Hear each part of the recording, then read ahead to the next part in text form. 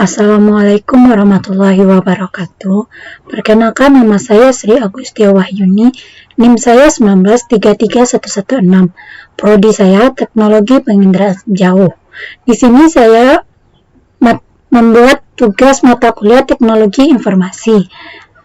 Saya mendapatkan kelompok 1 tentang perangkat keras komputer atau hardware. Pada era globalisasi, di sini saya membahas tentang monitor. Perangkat keras atau hardware merupakan suatu alat atau perangkat yang mempunyai fungsi untuk melakukan proses masukkan data input, proses pengolahan data atau proses, dan keluaran disebut output, dan dapat diartikan sebagai perangkat yang dapat diraba. Selanjutnya monitor. Monitor adalah sebuah perangkat keluaran yang digunakan untuk mengeluarkan hasil pemrosesan yang dilakukan oleh komputer berupa informasi yang dibutuhkan oleh orang yang memakai komputer.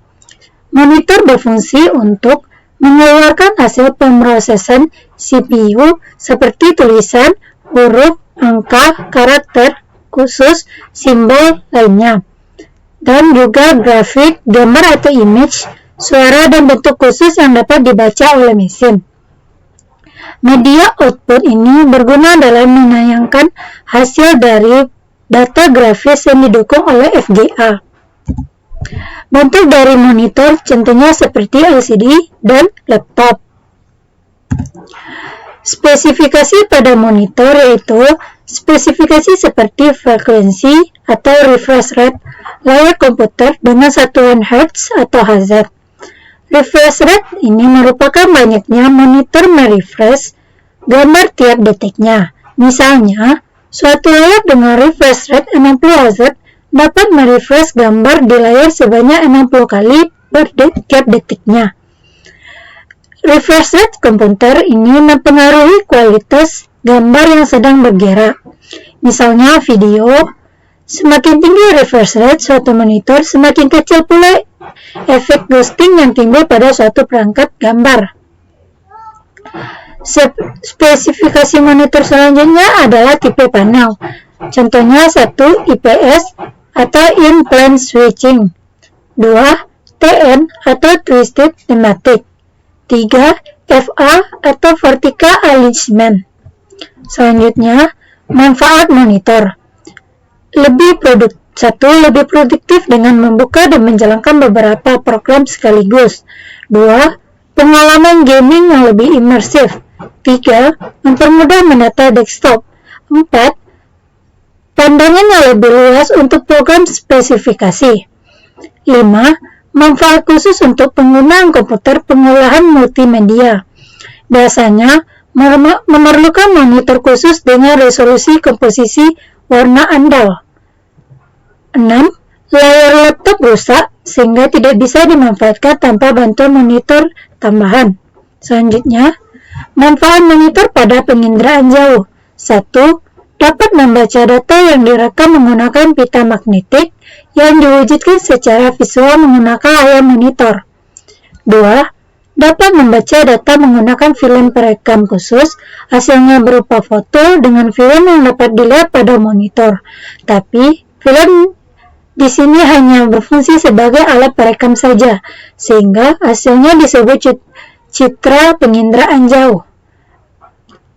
3. Monitor dapat menjadi penerima dan melihat perekaman berupa pita magnetik atau detektor lainnya. Sinyal elektrik yang direkam pada pita magnetik ini kemudian diproses menjadi data visual maupun data digital yang siap dikomputerkan. 4. Monitor dapat melihat setiap lapisan mengandung informasi mengenai suatu aspek khusus mengenai area yang sama yang digunakan untuk analisa oleh para ahli atau pakar. Selanjutnya, kelebihan dari monitor. 1. Ukuran dimensi monitor ramping. Bentuk serta ukuran monitor yang ramping dan tidak terlalu besar membuat tempat yang akan diletakkan monitor akan hemat, sehingga monitor ini cukup cocok jika diletakkan tempat yang tidak luas. 2. Berat monitor ringan. Monitor LCD yang ringan sehingga penggunaan tidak merasa ribet jika memindahkannya. Pengguna lebih mudah untuk memindahkan atau membawa monitor tersebut. 3. Kualitas gambar baik. Kualitas yang dihasilkan oleh monitor LCD ini cukup baik. Gambar yang dihasilkan pun lebih tajam dan lebih jernih. 4. Bentuk baik untuk mata. Radiasi yang ditimbulkan oleh monitor LCD lebih cepat sehingga baik bagi mata para pengguna monitor LCD. 5. Hemat daya listrik. Pengguna monitor LCD lebih diuntungkan karena konsumsi listrik lebih hemat dari monitor lainnya. Konsumsi daya listrik monitor LCD setengah dari jenis monitor CTR. 6. Tidak memantulkan cahaya. Pada monitor LCD, cahaya tidak dipantulkan lagi, sehingga jika ada cahaya di arah depan monitor, tidak dipantulkan kembali. Hal tersebut membuat nyaman penggunaan dari monitor karena tidak selalu dari cahaya. Selanjutnya, kekurangan dari monitor. 1. Sudut pandang terbatas. Sudut pandang yang terbatas membuat gambar yang dihasilkan berbeda-beda. Penglihatan harus sejajar di depan monitor. 2. Masalah dead pixel. Dead pixel merupakan titik hitam yang diakibatkan adanya pixel yang mati. Dead pixel bisa ditimbulkan dari gagalnya produksi atau dari aktivitas kita yang menimbulkan dead pixel. Jika layar LCD timbul dead pixel, kita sebagai pengguna monitor akan cukup terganggu. 3. Layar LCD sensitif. Komponen layar LCD sensitif membuat rentan terhadap benturan. Dalam membawa monitor Anda harus lebih hati-hati. 4. Harga monitor lumayan mahal. Di pasaran, harga monitor LCD masih lumayan tinggi. Dengan harga tersebut, belum terjangkau oleh banyak kalangan. 5. Harga servis mahal.